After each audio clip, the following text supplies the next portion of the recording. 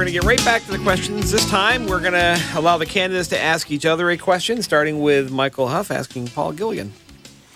Sure. Who has been the better governor? Ehrlich, who left the state with $1 billion surplus, or Martin O'Malley, who's leaving the next governor with $8 billion in deficits over the next 4 years?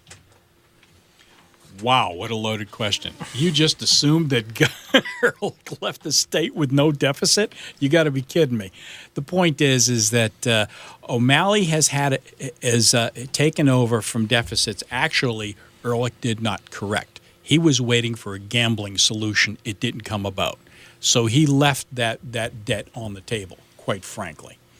O'Malley gets in 2 years, it looks good, and then all of a sudden, boom, a recession hits, and everything nationally goes down.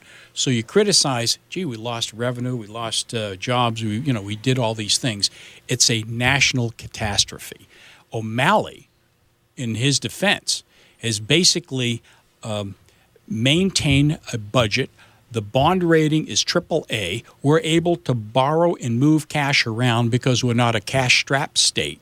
And it's been remarkably stable while improving education, lowest dropout, highest graduation rate, crime rates down, and you call that a bad record? I think the guy's he walked a tightrope. I think he has a fantastic record right now. He's been able to maintain in the worst environment you've seen. Remember, we don't experience national rates of unemployment. We don't experience any of that. What we're having is a fairly well-maintained, stable state where other states are actually, everything is just being killed for them. Well, I would just say it's not true to say we're not experiencing pain or we're not experiencing unemployment. There's over 200,000 Marylanders out there right now who don't have jobs and are looking. So those are unemployed. Our unemployment is up. We are struggling here. But if you go back to Martin O'Malley's record and Governor Ehrlich left the state with $1 billion surplus. He put it in the rainy day fund. The first thing Martin O'Malley did was raid that rainy day fund, took the $1 billion money that was left in the piggy bank, broke it right away, and raised and then he went in and raised taxes. And so if you look at it, Ehrlich went in with a deficit. He left with a surplus. O'Malley came in with a surplus and is going to leave with a deficit. I mean, those are just the facts. Again, I have to disagree. He said he put it in a rainy day fund. And the fact is remember, there was a deficit in the budget. There was he came in, frankly, with a structural deficit, knowing full well the debt was coming in very soon. That structural deficit was never taken care of. Paul, real quick question for Michael. Basically, since you're always talking about the taxes, I'm going to have to go back to the issue of what are the type of things. Knowing tax money, it has to have a natural nexus to what it's going to pay for. So you tell me all the things that you want to cut. Is it teachers, firemen, police, health service? Just tell me the things you want to cut.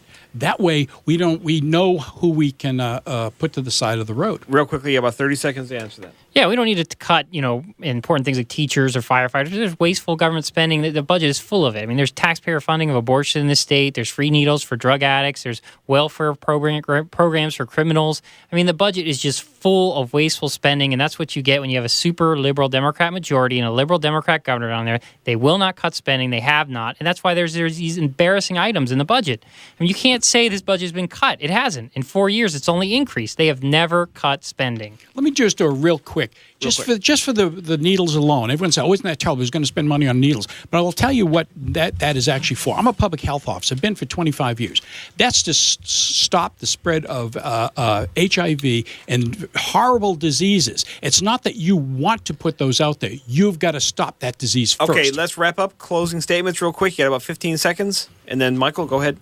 All right. Actually, the reason I'm running is, as I told you, I think I can do certainly a good job in the district by balancing both the preservation and development, and we can make a very strong corridor, a business corridor in the south of Frederick, and I think that would be a benefit to everyone in the county. But the other thing you have to point out, when I go down to the Annapolis, I'm able to work with a lot of people easily. Okay. I know how to get along with those. Michael. Yeah, it's Hough, Hough, like tough on taxes. You can go to my website is www.hough4delegate.com, get more information about me, find out about events, and contact me with any other questions. All right, thank you, gentlemen, for coming in. I sure appreciate it. It's been a lively debate. We'll look forward to having more of these next week. Stay tuned. We'll be back in the 4 o'clock hour with Commissioner Lenny Thompson. You're listening to Mid Maryland Live.